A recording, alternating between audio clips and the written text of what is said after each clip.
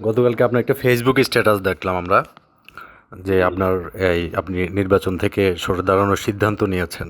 এটা তো আমরা জামাত ইসলামী করি, এটা তো জানেন। জি। জামাত ইসলামী কেন্দ্রীয় সংগঠনের সিদ্ধান্ত হচ্ছে এই আসনে জামাত দাঁড়িপাল্লা প্রতীকে মনোনয়নপত্র জমা দিবে না।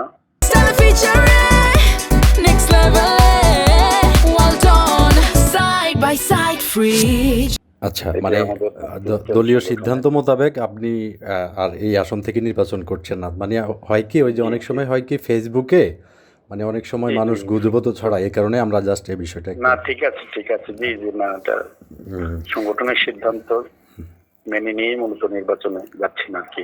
ঠিক আছে, তাহলে দেবিদ্বারে মানুষের জন্য আপনাদের যে স্বপ্ন ছিল বা সেবা করার যে একটা প্রত্যয় ছিল ওটা তো অব্যাহত থাকবে। আমি সবসময় দেবিদ্বারবাসীর জন্য আছি। আমি দেবিদ্বারবাসীর জন্য কিছু করতে পারলে নিজেকে সবসময় ধন্য মনে করব। আমার দরজা সবসময়ের জন্য খোলা থাকবে ইনশাআল্লাহ, এটা আপনাদের মাধ্যমে জানিয়ে দিলাম।